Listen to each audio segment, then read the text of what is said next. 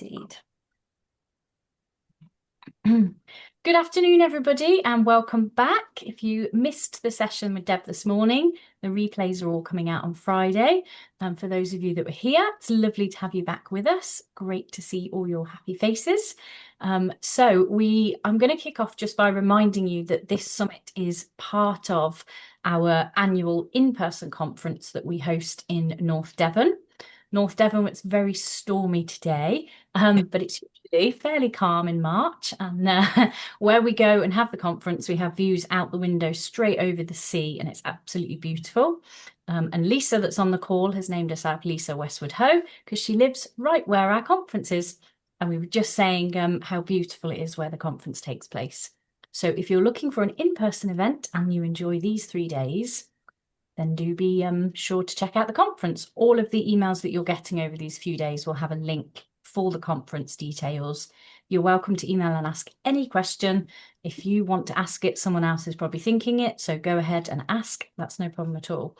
And we're also doing a summit offer. So if you put in the coupon code SUMMIT, you'll get a little bit of money off your ticket to come and join us.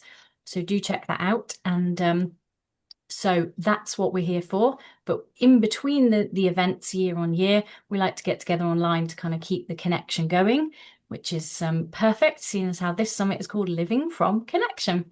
So I'm really pleased to have Tyson Larson with us today, and she's going to speak to us on the topic Fixing the Mirror, which intrigues me. But I think Deb plucked that magical title out of, well, I think God downloaded it.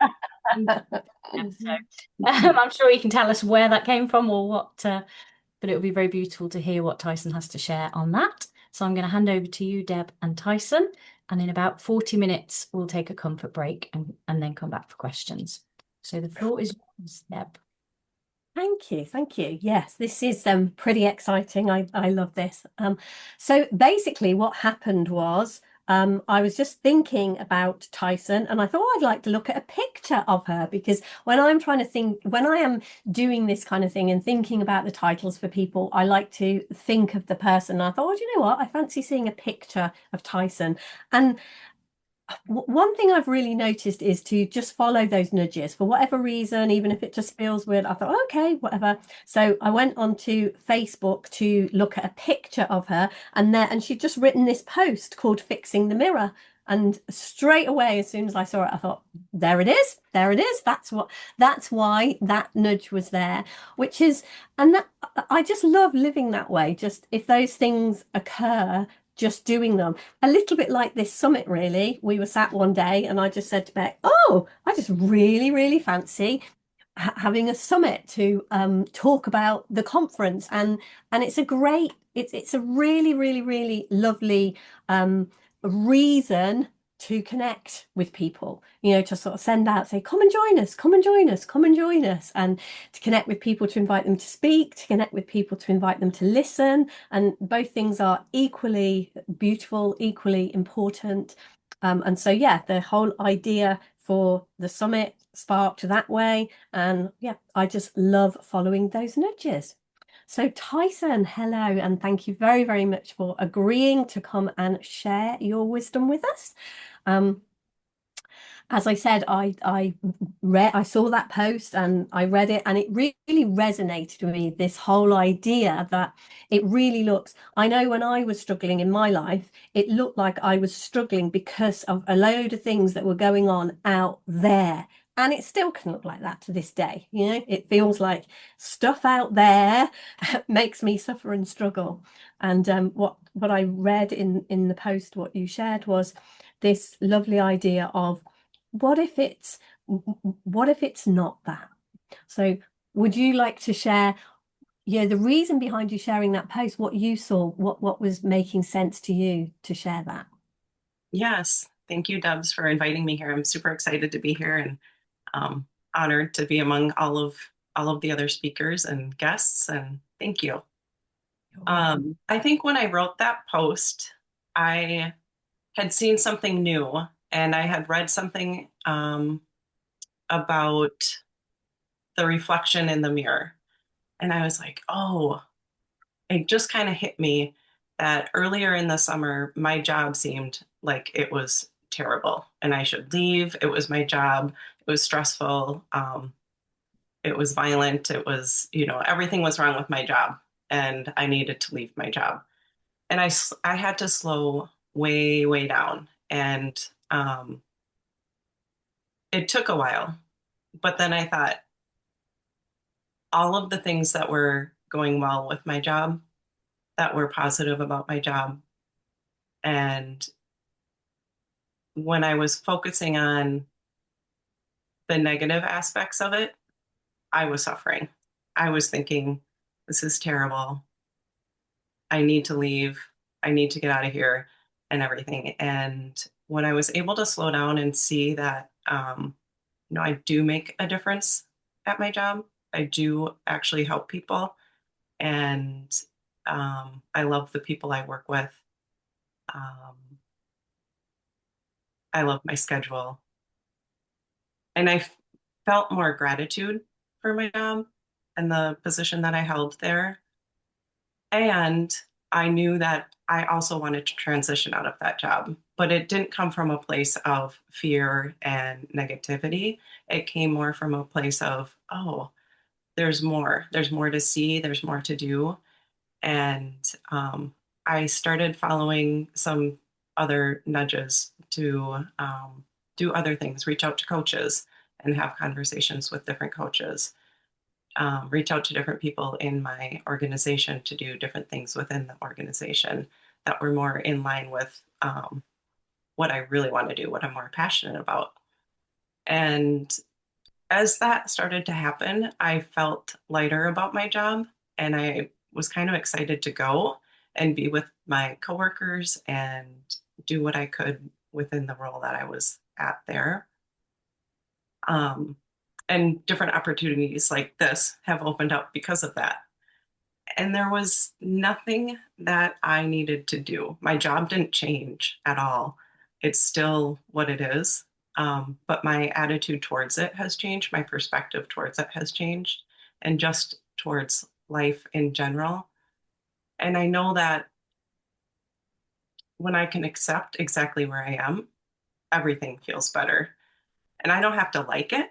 I can still be in the unknown and be uncomfortable and think, gosh, this some days are really tough and it looks like my job is terrible. But being in that space of I know there's a bigger picture that is unfolding and it's unfolding perfectly, even though it might be not exactly how I want it to look. There's a bigger purpose and there's always lessons to learn and there's uncomfortable spaces to be in. And the more I can be okay with those uncomfortable spaces, the more I can be um, in life and kind of roll with it. And it comes from that silence from within. And the biggest thing for me is there's not like a gratitude practice. There's nothing that I need to do, but it's touching that space, Stubbs, that you've talked about within. And you talk a lot about God or love. And something that's helped me when I start getting worked up about work or relationships or my kids or whatever it might be, um, I ask God, how do you talk to me? And then I just wait. And it's never, there's never any words that I hear, but it's this feeling of deep calm and centeredness and just this warm feeling in my chest. And when I can touch that space, like everything feels okay. I don't have to do anything. I don't have to worry about anything. And my mind starts to settle. And from that quiet place, things occur to me to do. Reaching out to you, reaching out to other people. Um, and I've noticed that the more that I touch that space, the calmer I am and the more peaceful I feel. And it looks a lot less like my circumstances are the problem. And I can see that it's a busy mind that I need to just settle into from that. And there's no way to do that. It just touches me when it touches me.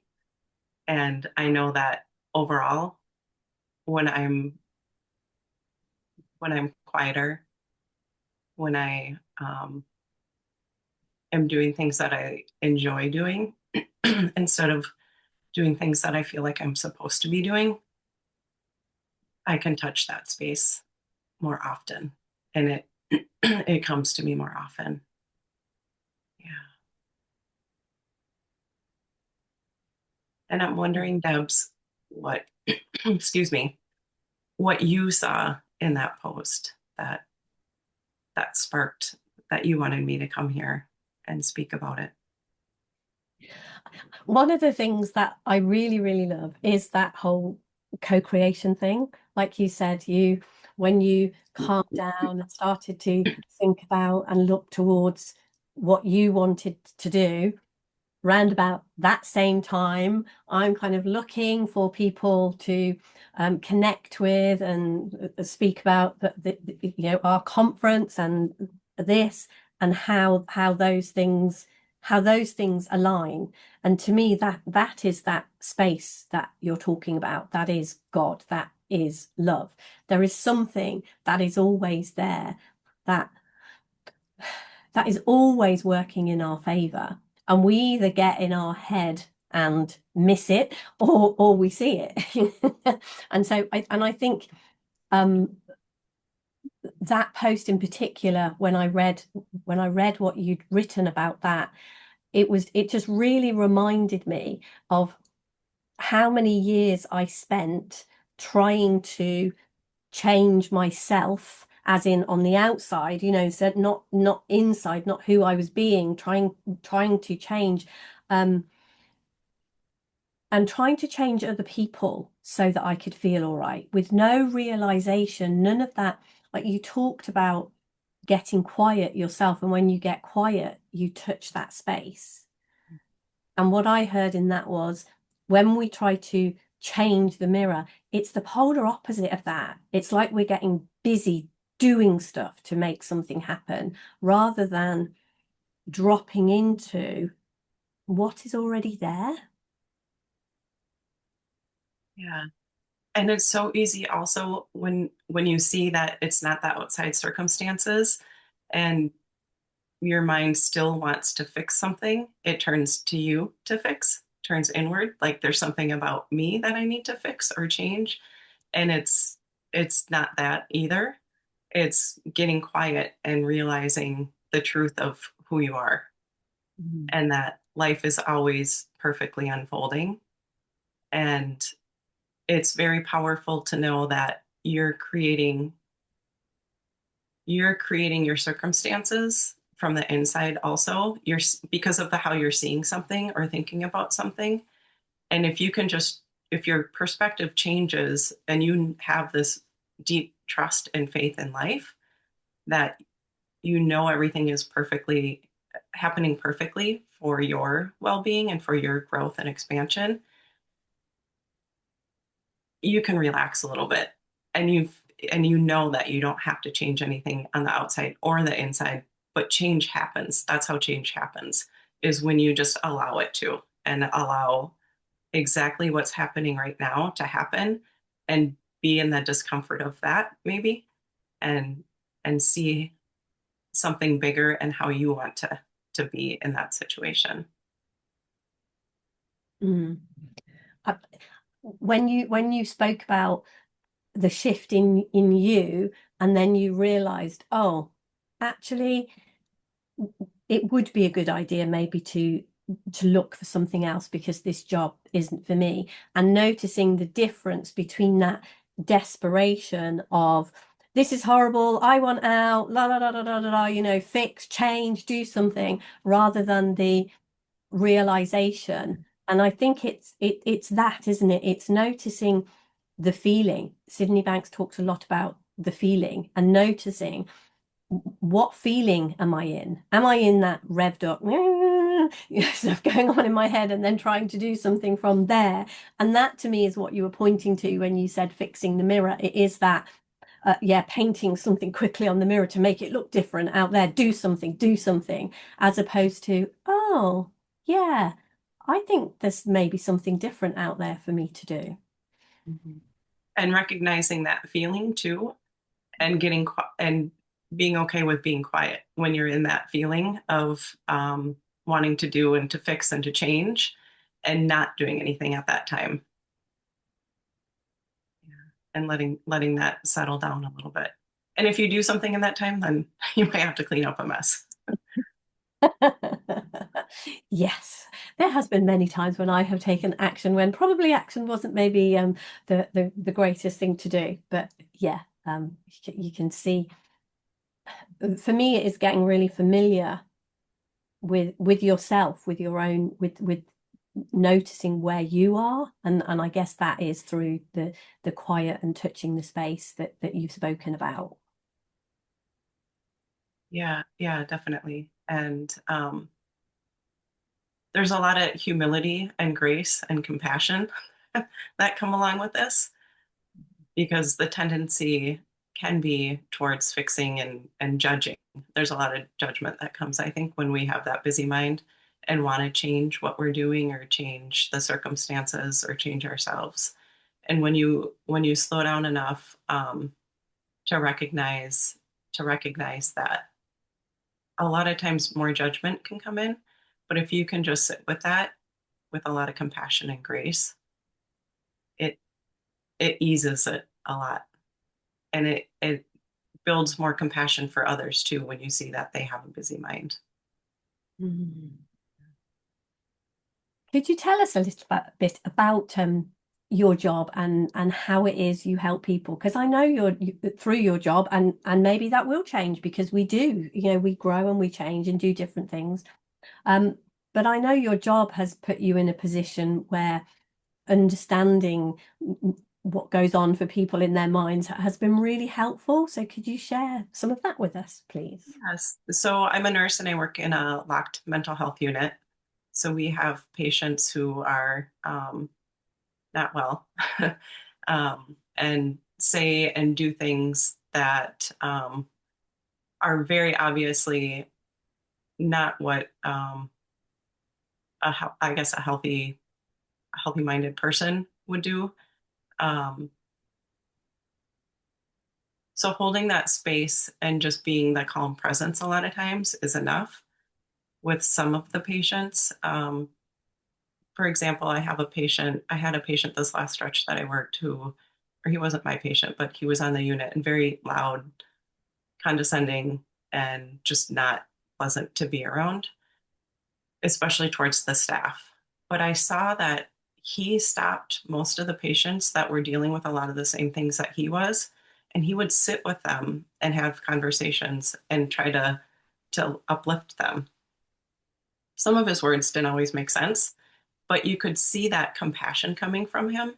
And so I didn't engage with him most of the weekend. And then yesterday he came up to me and gave me a compliment. And we actually had like a nice conversation. And I could tell when he didn't want to, when it wasn't appropriate to engage with him.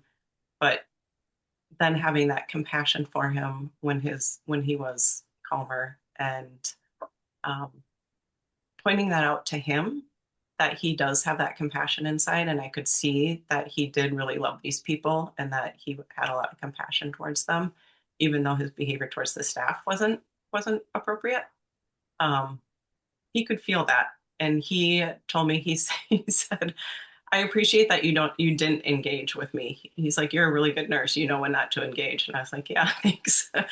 um, so it's those moments. And then I had another patient who um, I was able to sit with and help her see where her busy mind came in, and some ways that she could maybe not listen to that and do other things when it was coming in.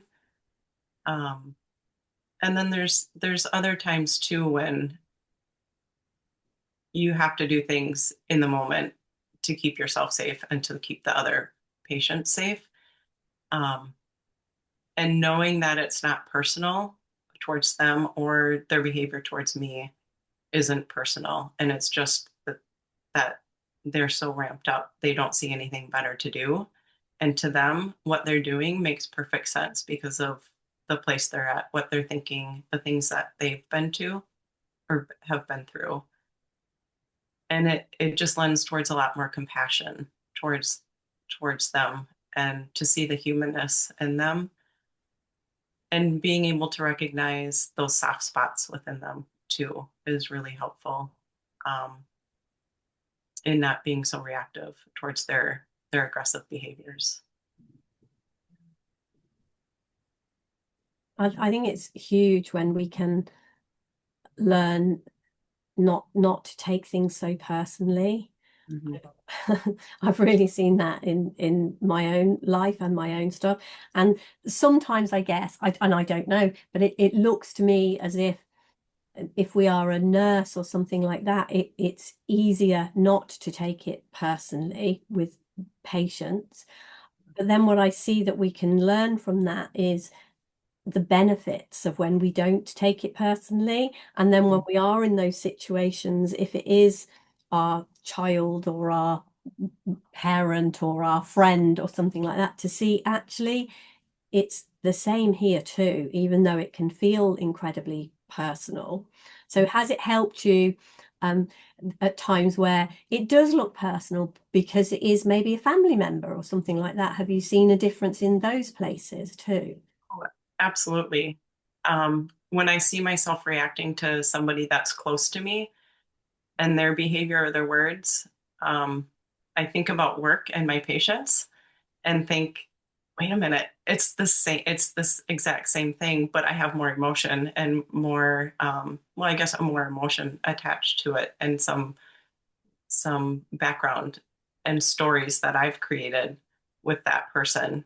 And when I can see that those stories are coming up and my reactions are getting strong, then I know that I just need to back off and let that settle down and see that they're not coming from a place of wanting to hurt me or do anything against me. It's just that they're in a different space. And I can have grace and compassion for that also, especially with two teenagers. Yeah. So it's helpful with your teenagers, is it? Yeah, I was in Scotland last week visiting my eldest daughter, and she has an 18-month-old, a gorgeous little boy who's 18 months old. But he's not great at sleeping.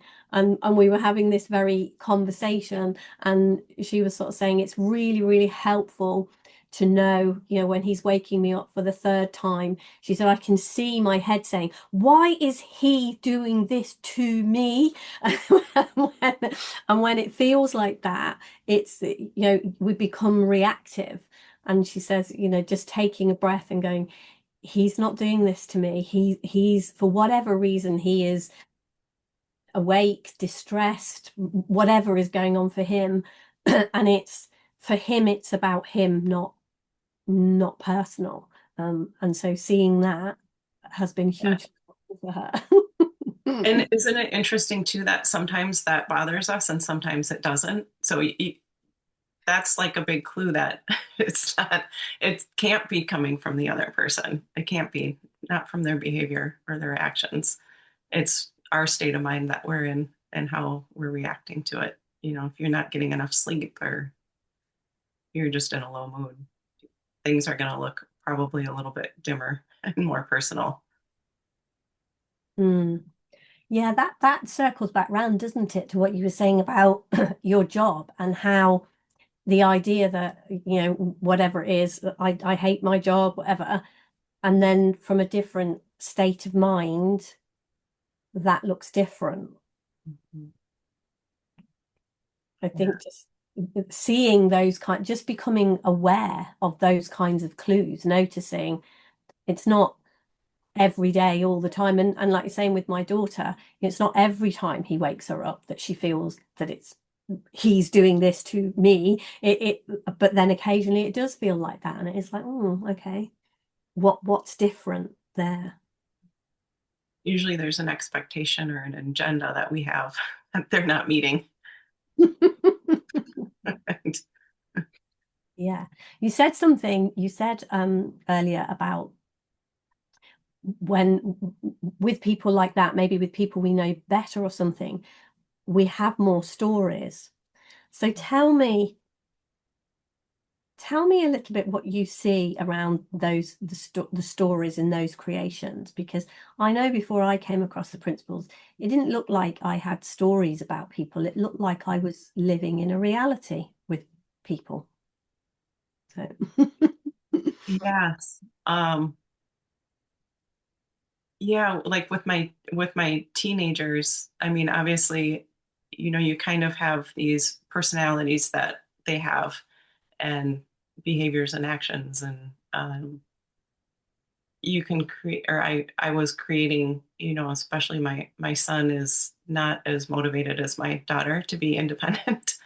And so I, I act different with him and I can see where I treat him much differently than my daughter because of the way that I think he is, even though he's perfectly capable of doing other things just like my daughter is. But I've got these stories around him, or even with my mom, especially that's still a challenging one, where I've got stories about how she's going to behave or act, or um, you know, I've also created her in my image, how she's going to how she's going to act, and of course it's going to look like that if I've got this preconceived notion that she's going to do this. I'm going to see that in her when there's other behaviors and actions too that I'm not recognizing at all because I'm so focused on the story that I've told myself about her. Same thing with my kids.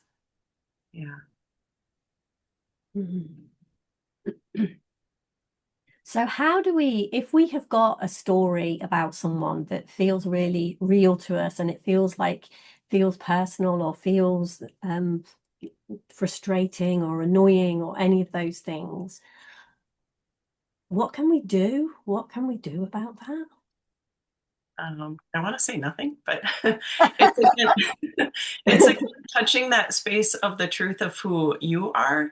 Like for me, I just see the truth of who I am, and my actions and behaviors don't always mirror that. And when I can slow down and see that for myself, I see that in other people too, see the truth of who they are and where that is coming from within them. And there's a lot of grace and compassion from that place. And seeing that it's not personal, first of all, anything somebody else does has nothing to do with me. It has to do with more with their state of mind and recognizing, I guess, that interplay of the old stories that you've come to, and just dropping that and seeing. I think I gave an example of with your kids when they're getting rowdy or lippy as teenagers, seeing them as little babies and how innocent they are, and that's who we all are underneath any kind of story that we've assigned to ourselves or to other people. And just having a lot of compassion for that and not needing to change or fix anything in the moment and letting things just kind of ride. What has helped you have more compassion in that way? What do you think has been helpful with Having that? compassion for myself and recognizing the humanness that we all are. and and um, when I can recognize that for myself and then recognize it in other people, I can help point them in that direction instead of pointing out any, I guess, flaws that I see or stories, holding on to stories that I've seen.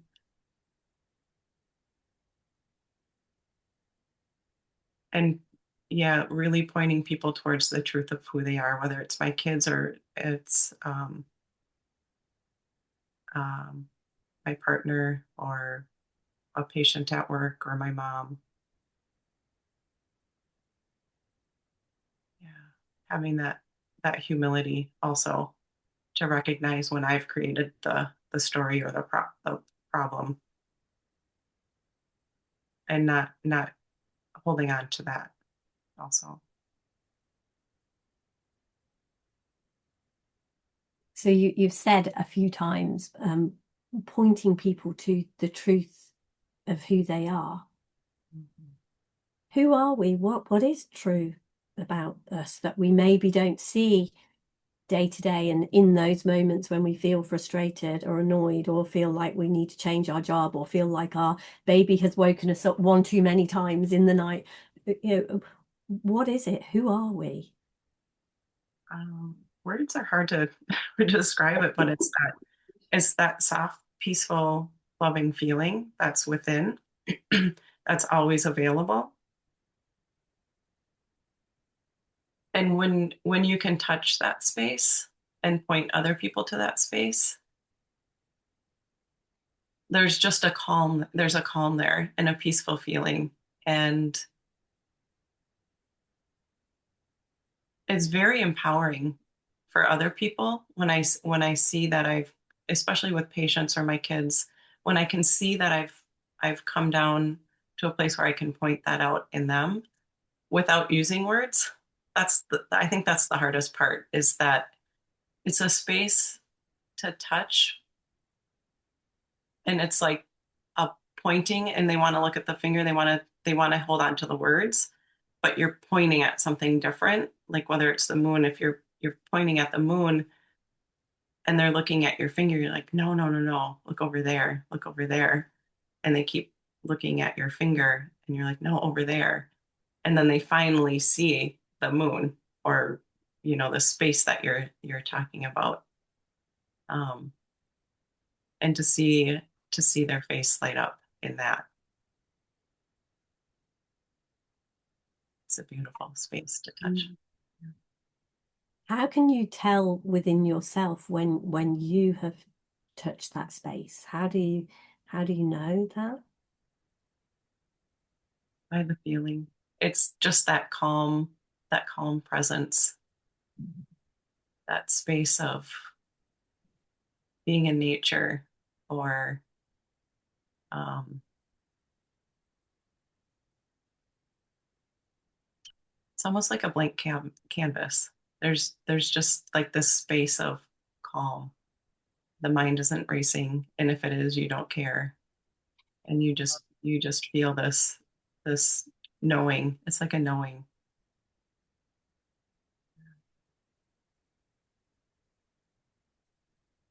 What was your first experience of that really shifted something for you, like coming across the principles and beginning to see that? What was your first experience of it, and how did that shift things for you? Well, my first experience with the principles was that the first insight I had was like, oh my gosh, it's all thought. Like, it's all thought. And I'm creating all of this with my thinking. And then, of course, I went right into trying to change my thinking. And shortly after that, it just hit me. I think it was a conversation with one of my mentors. Um, and I finally saw that there was nothing for me to do or to change. And there was this space within, and there was just tiny flashes of it, tiny moments of it, but those started to grow bigger, those spaces of this calm, and I didn't have to do anything. I remember a conversation with Mavis Karn, and I was complaining about work and crying and saying I had to help these people, like there's something I need to do as a nurse to help them. And she's like, you just need to be in a place of love. And that, when I felt that so deeply when she said that, like everything shifted for me. This was about 2 years ago, and my job felt easier. And I noticed that even among the chaos at work, that that space within me was always available, even in chaos. And there was nothing that I needed to do to touch it. It just happened, and it started happening more and more frequently, where I just would fall into that space. And I think once you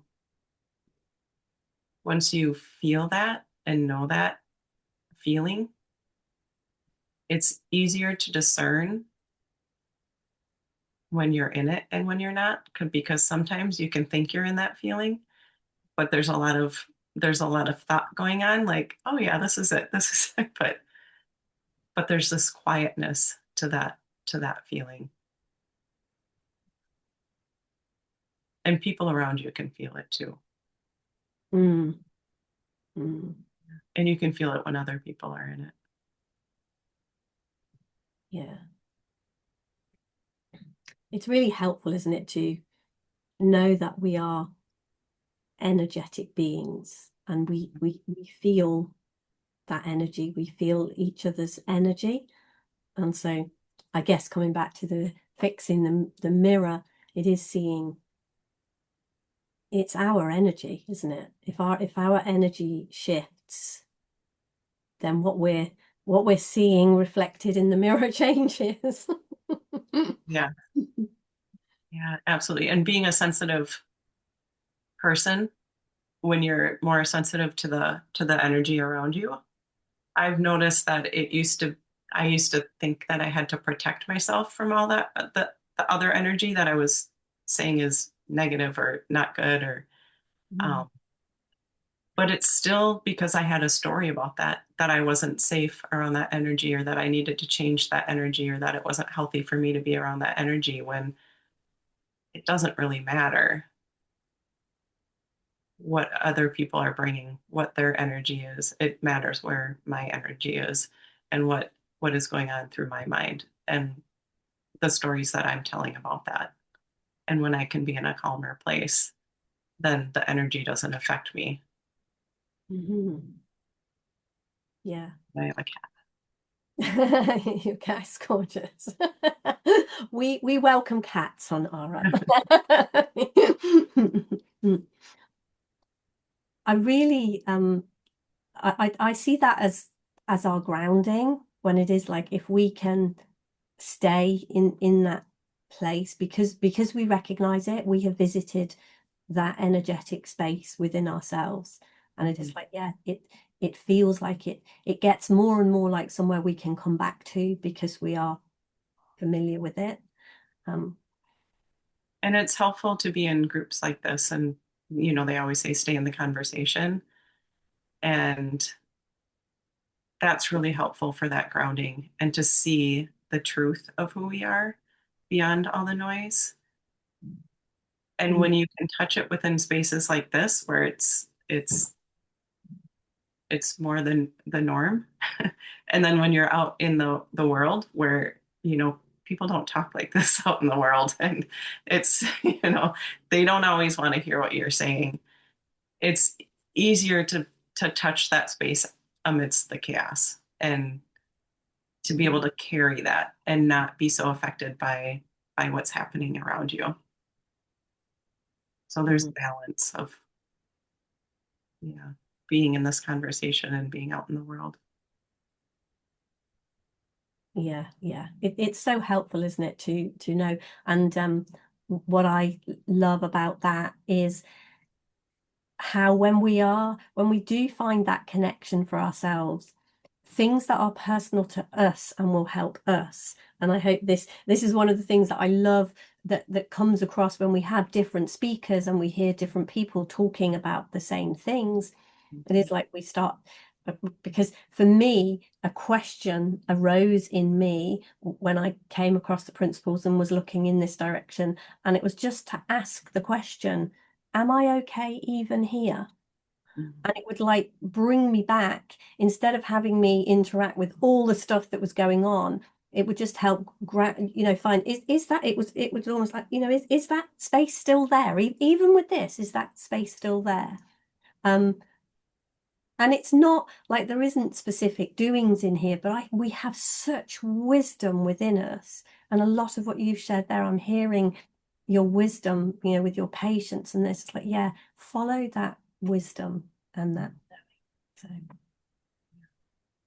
I am aware that Beck has put her hand up. So Yes, yes, I have. It's comfort break time. I'm not sure if my camera's working, so I apologize if I look a bit ropey. Our internet here is hit and miss, but hopefully you can hear me, and that's the important bit. So we'll take a 5-minute comfort break now and come back at 46 minutes past the hour, and it'll be time for questions and interaction. So we'll see you in 5 minutes. Thanks very much. yeah, thank you. And you're welcome to pop your cameras back on. And we're going to probably have about half an hour now for kind of questions, comments, interactions. So welcome back from the comfort break, everybody. That was really beautiful, Tyson. I really enjoyed what you were sharing there. I've already got a question ready, but I will let everybody else have space first before I dive in and monopolize you. But while we're waiting, if people have got questions, either you can raise your electronic hand through the react button, or you can wave at me. You have to have your camera on for that one to work. But yeah, queue up. And Ellen, I've seen you already. Just before we come to you, Tyson, if there's any way for people to contact you or connect with you afterwards that you want to share, please do that, and I'll make sure that goes out in the emails. And then we'll come over to Ellen to hear your question or comment. Okay, great. Yes, you can contact me at Tyson, Tyson, C as in cat, Larson, Larson, at gmail.com. I'm also on Facebook and Instagram under Tyson C. Larson. Lovely. Thank you. That's really helpful. I'll make sure that's in the emails that go out. Ellen, welcome. It's nice to finally meet you, Tyson. Hi, Ellen. Nice to see you. I'm really curious about your coworkers and the possible potential impact that you've either had on them, just through your shift in how, whatever they witness in you, or if you've done any in-service training with them. Good question. Thank you. I've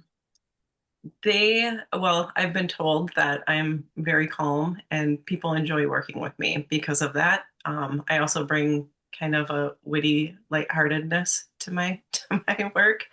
Um, and as far as doing an in-service or working with other nurses, I am actually that's one of the nudges that I'm following is I've reached out to my educator who's connected me with somebody else to help with coaching for coaches within the organization. Yeah, and something I struggled with, Ellen. I know you've worked in healthcare too. Is that it's part of a system, and the system is so broken. Was kind of the story I kept replaying in my head, and there's nothing I can do to change the system. I had to look at it a lot different. Like, it is a system, it is what it is.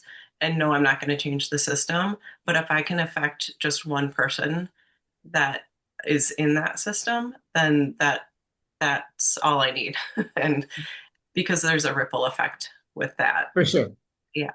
Yeah. And so when people say, "Oh, you're so calm," do they get curious about that, or do you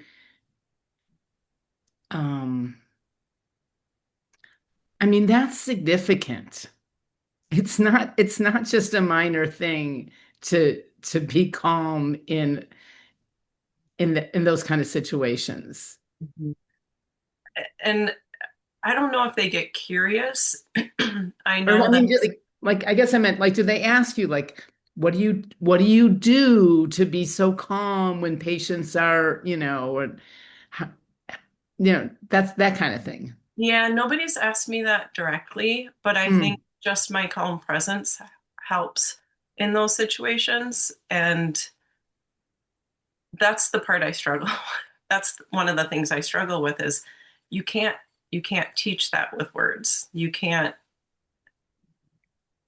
or at least I haven't figured out a way to teach that with words and explaining how I can be calm in situations like that, because it's just, it feels natural to me now to just to be calm. And I've been able to do that most of my life, is stay calm in most situations. I mean, I don't get me wrong, I get worked up sometimes, but um for the most part I can stay pretty neutral in situations. And there's, yeah, I don't know how to teach that. And I haven't experienced people really asking me how to do that. And it's just a matter of leading by example, I think, and showing people that you don't have to get so worked up in situations. Yeah. But you've shifted at work, and Yes. people notice that. Well, I don't want to take time here, but if you ever want to have a conversation about that, I would love to talk about how you can share that without, yeah, beyond just your presence. Yeah. I would love that, Ellen. Yeah. We'll connect definitely after this. Okay. Yeah. Okay. I know I've been in your group before. So you've come across my mind as somebody that would be fun to connect with. So I'm glad that you're here. Thank you. Yeah, me too. Me too. Yeah. There it Okay. is. I look There it forward is. to it. There it is. That's it. This is the magic in this, those connections. And we need each other in those ways, don't we? We all bring pieces, and we have also got the lovely Lizzie Payish on here. I know she's not feeling too good at the moment, so she hasn't got her camera on. But Lizzie has recently been to a conference for surgeons, and she spoke to the nurses and the surgeons, and so I'm sure that's another fantastic connection, and it's noticing in the same way as you were saying earlier, Tyson, how we have these stories, and they don't look like stories. They look like, oh, this is real. This is a system that I can't change. This is something that doesn't, I can't do that. And it's seeing, no, that's just another story that we hold. All systems change all the time. We just, yeah, so it's amazing. And I love the connections. That's the whole point. The whole, yeah, this summit is called Living from Connection. So I'm really excited that connection happened right here in real life, in real time in front of us. So that is brilliant. That's exactly coming together, and the pieces, the nudges, the pieces that come together, that's the ripple effect. That's how we change things. And it's amazing what we can change. So great work. Has anyone else got a question for our lovely Tyson? I know, Beck, you have. But... I have, but I also saw Anne Curtis, I think, waiting at the screen. So if Anne want to share. I was going to share something else, but it doesn't matter because Ellen shared. But it did remind me of what Rani's been doing as well. So it's like about Rani, I Yes. presume. I mean, I know you do, Deborah, but I meant Tyson. Yeah, because it's in the same area, isn't it? It is. Yeah. And she's a psychiatrist, so she's She's done amazing stuff. Yeah. Mhm. Rani is speaking. What day is Rani speaking? What day is Rani going to be on here? Tomorrow evening, Wednesday at 7 p.m.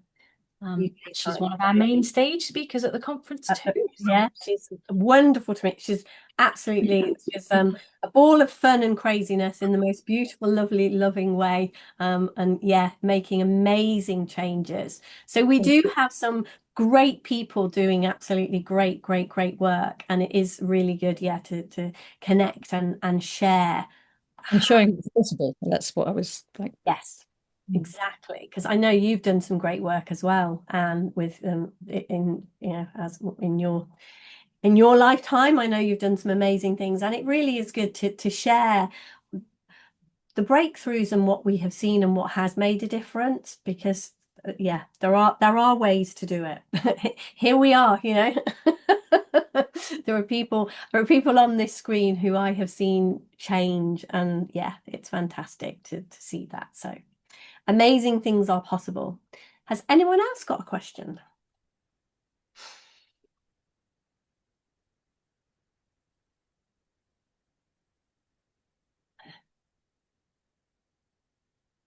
Beck, I think you can go for it. Oh, I'm going to dive in then, and hopefully other people have some questions or thoughts as well. It's more of a comment, and then maybe it'll open up a question or a response. But I really heard you kind of kept saying, or at least I heard you keep saying, around the kind of calm, quiet space, like being able to kind of go to a space within yourself that's sort of calm and quiet, regardless of what is happening around you. And I can only imagine some of the stuff that goes on around you, A, with teenagers, and B, in a locked ward. And I suppose I was curious. That is definitely something that I have seen, had an experience of, an ability to move into a quiet, calm space in the midst of what feels like the exact opposite of calm and quiet. And almost sort of the stereotypical, everything slowed right down and I was able to see everything in kind of slow motion. I've genuinely had that kind of experience. And I find that to be very, very helpful. And kind of on the flip side, then I've noticed when something feels urgent and rushed and fast paced, and my head is going, quick, quick, do this or say this or fix this. The kind of difference between those two feelings has been a very helpful guide for me. And I definitely heard you speak to that kind of quiet, calm space. And I just wondered if you'd say a little bit more about kind of your experiences of that, both in the workplace and yeah, outside of that, if that's whatever occurs to you around that. Because I think for me, the living from connection piece is the more that each of us individually know that that is possible and have some experience of that, the better. And I think what I've seen happen is the more that somebody else shares their experience of that, the more we go away going, oh, it's here, it's there, it's that moment, it's this scenario. So I'd love it if you could share a little bit more about some of those quiet, calm moments that you have experienced in the midst of perhaps a circumstance where it doesn't appear like that would be possible. Yeah. And this is something maybe that I'm currently working on. Is, Yeah, you know, nice. it seems easier at work when those, now that I've touched that space within Yeah. on my own, and even amidst the chaos at work or sometimes at home. But the more I'm able to see that it's possible to touch that space amidst the chaos, like at work now, it feels a lot easier to do that. But there's other areas where it doesn't feel like it's that easy, and I can get really reactive and worked up. Um, for me, it's finding that quiet space away from the chaos and knowing that it's there and that I have it. And I don't know if it's cultivating that more and more. It's, yeah, being in that space outside of the chaos more and more. So I can be in it while I'm in the chaos more and more. And being able to just touch it even and recognize it, even if it's just for a flash Mm. amidst the chaos. With my kids, it's so much easier now, just because I'm with them so often. I can see when I'm reacting, and I can I guess calm myself down or just be in that calm space with them. Um, and so I think it's just recognizing that it's always available in the calm, or in even in the chaos. And when you can recognize that, even if it's just for a moment, knowing that it's there and it's available, and there's nothing you have to do to reach it except recognize that it's there. And it's always below the noise. it's always below any kind of thinking or story that you have. And there's nothing that you can do to drop the stories. But when you see that there's a story running, and the way you know that is there's a feeling of gripping, or there might be like a pull, a back and forth within. And when you can just recognize that, sometimes you stay in it, but oftentimes when you recognize it, you're kind of onto it. You can laugh at it, and it falls away. It tends to fall away. And so I wish I could give you a magic formula. I wish I had a magic formula for it, but there isn't one. And that's probably the most frustrating thing, is that it just, the more you recognize it and the more you're in that space, the more you're in that space. And the more often you can be in it. Yeah, I love that. Thank you. I think it is it's a very easy question to ask, isn't it? Can I have a formula, please?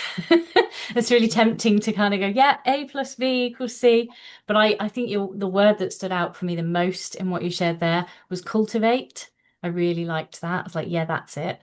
That's if, it's not a magic formula, but that's it. That's what we're here for. Like, you said about staying in the conversation. It's like, that's what we're here for. We're cultivating that knowing within ourselves that it's available. So yeah, and I want to echo just what Ellen said as well about actually being able to do that is huge. Like that's such a gift. What an incredible gift for you and the people that you get to work with.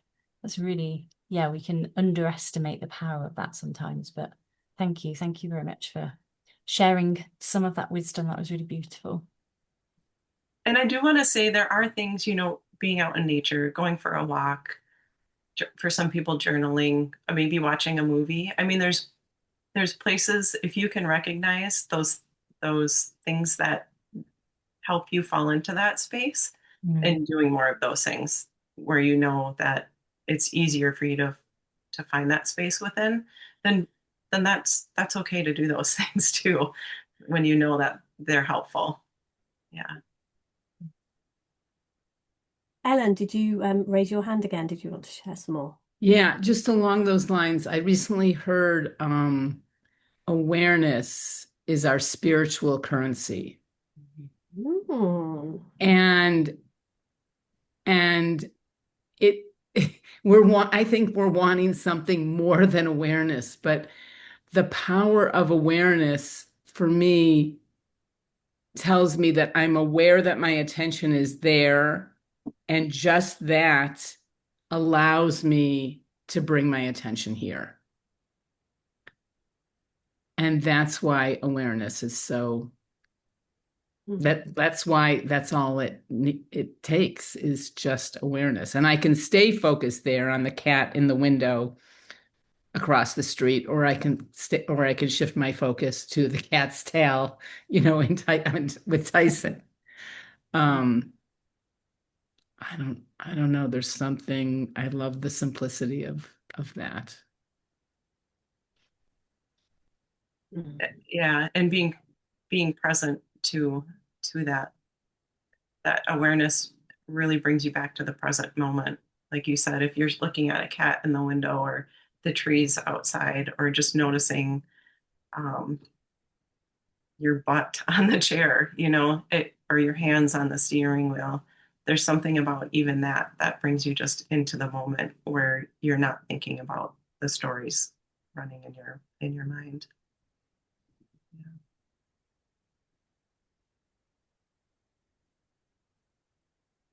And also with work for nurses, I guess for anybody, but there's times when there might be an emergency or some chaotic situation, especially for nurses, if you're working short staffed or there's multiple things going on.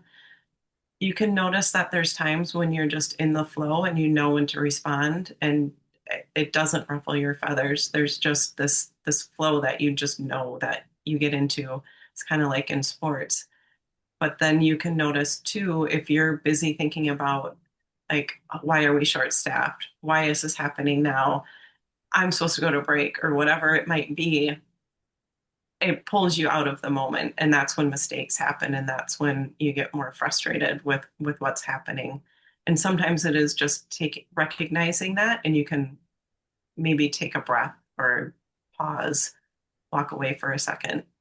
Obviously you have to make sure everybody's safe if you are a nurse and there's a situation going on, but just recognizing that sometimes can be really helpful.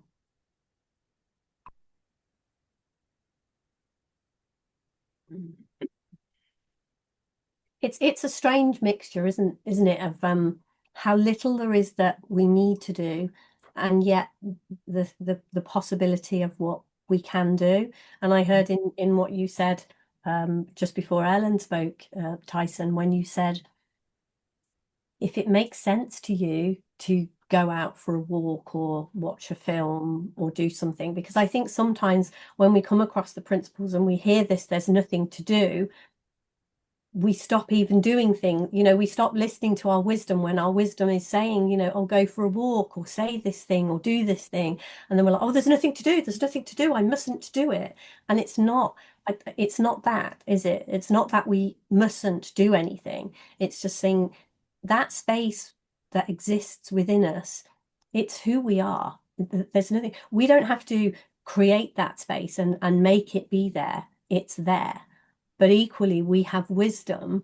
And I guess this is everything that anyone, if they say meditate or go for a walk or do, I remember hearing, I think it was Linda Pettit that or maybe it was Linda Pransky, but anyway, talking to Sid, and Sid asking her, what do you enjoy doing? We'll do more of that. And so you can see it.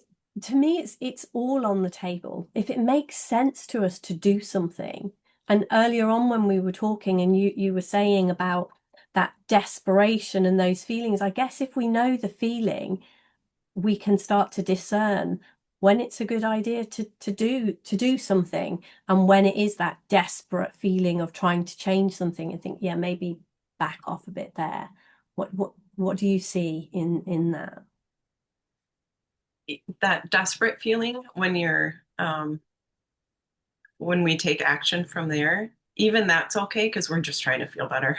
That's all we want to do, is always to feel better. And I think that's what always drives our behavior, even though it doesn't make sense from the outside.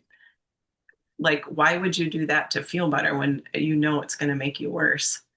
And it's recognizing that there's wisdom even in that, because you're just wanting to feel better.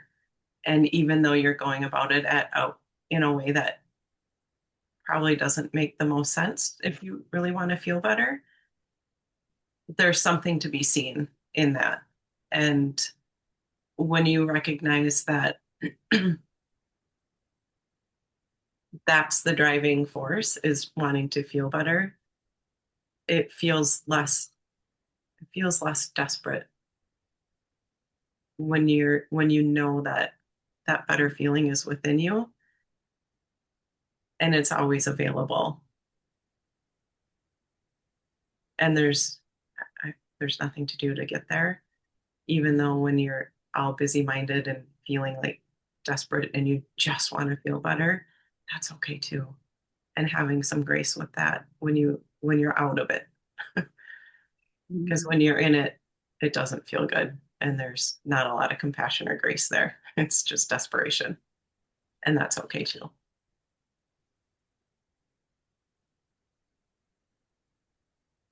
So Ellen has put in the comments, and there seems to be a difference to do something to get out of our experience versus doing something from inspiration. And I guess that goes back again, doesn't it, to knowing ourselves and recognizing our feeling, recognizing our energy, having discernment around that. And that takes us back again, doesn't it, to playing and experimenting with who we are and what we are. Mm-hmm. It's like Sydney Banks said, life is a contact sport. Like, you can't just sit back and think about all the things you want to do and come up with these plans of what you're going to do in this situation or that situation. You just have to play an experiment in each situation knowing it's not going to be perfect, and that's not what we're going for is perfection. It's just having a lighter experience in life. Mhm.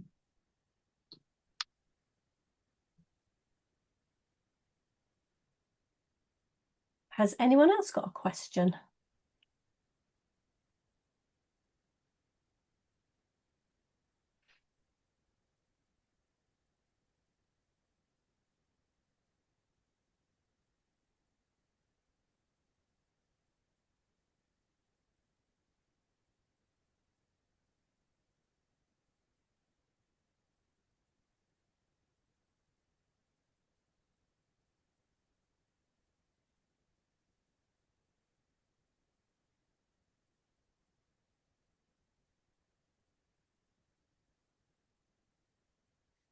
It's such a lovely space to just hang out in such a nice feeling. And yeah.